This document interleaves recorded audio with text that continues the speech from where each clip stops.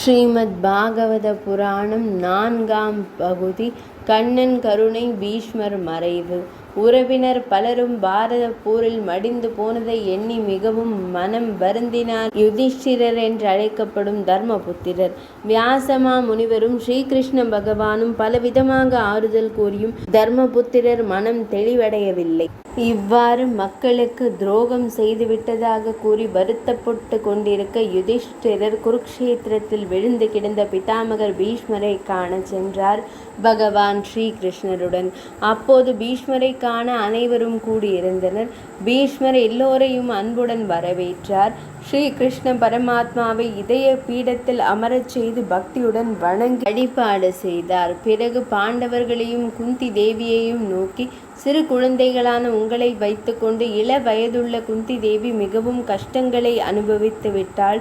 தர்மன் அரணாகவும் வீரன் பீமனும் வில்லில் சிறந்த விஜயனும் உற்ற துணையாக ஸ்ரீகிருஷ்ணனே இருந்தும் வரும் விபத்துக்களை தடுக்க இயலாமல் போய்விட்டது. இந்த கிருஷ்ணனுடைய எண்ணத்தை யாராலும் அறிய முடியாது. எனவே யுதிஷ்டிரா, மனம் வருந்தாதே.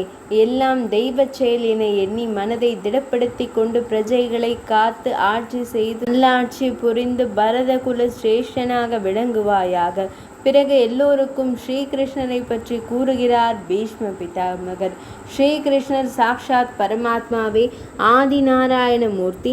இணையற்ற பெருமைகளை கொண்ட இவரை உற்ற நண்பனாக, சாரதியாக, மதி மந்திரியாக கொண்டு பழகி வந்தீர்கள். இடையராத பக்தி பூண்டவர்களிடம் அளவில்லாத கருணை உடையவர் ஸ்ரீகிருஷ்ணர். உயிரை இழக்கும் தருணத்திலும் எனக்கு திவ்ய தரிசனம் தர இங்கு வந்திருக்கிறார். அவருடைய கிருபையே கிருபை.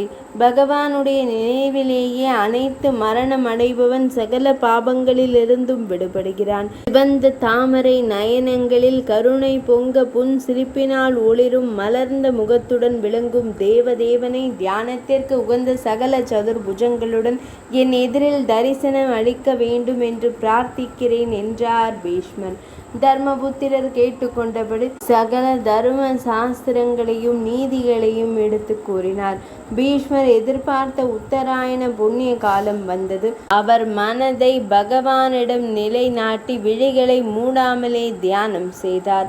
பீதாம்பரதாரியாய் சதுர்புஜ மூர்த்தியாய் காட்சியளிக்கும் அந்த ஆதி புருஷனாகிய 4 திருக்கரங்கள் கொண்ட ஸ்ரீகிருஷ்ண பரமாத்மாவை கண்ணிமைக்காமல் தியானம் செய்த வண்ணம் இருந்தார்.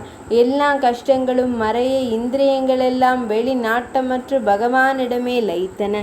சரீரத்தை விடப்போகின்ற அச்சமயத்தில் அவர் ஸ்ரீகிருஷ்ணரை பலவிதமாக துதி செய்யலானார். பிறகு மெல்ல மெல்ல மூச்சை அடக்கி மௌனமாகி மனதை ஸ்ரீகிருஷ்ணரிடமே ஒன்றுபடச் செய்து விழிகளை மூடி பரம்பொருள் இடத்திலே ஐக்கியமாகிவிட்டார். மறைந்த மகானுக்கு தர்மபுத்திரர் உத்திரக்கிரியைகளை செய்தார். ஸ்ரீகிருஷ்ண பரமாத்மாவுடன் அஸ்தினாபுரம் வந்த யுதிஷ்டிரர் பெரிய தகப்பனாருக்கும் காந்தாதி அன்னைக்கும் விஷயத்தை தெரிவித்து ஆறுதல் கூறினார். திருதராஷ்டிரனிடமும் அனுமதி பெற்று தர்ம நீதி தவறாமல் அரசாட்சி செய்து வந்தார். தர்மபுத்திரர் ஆட்சியில் எங்கும் அமைதியும் ஆனந்தமும் சுபிக்ஷமும் நிரம்பி இருந்தன. 4ஆம் அத்தியாயம் நிறைவடைந்தது.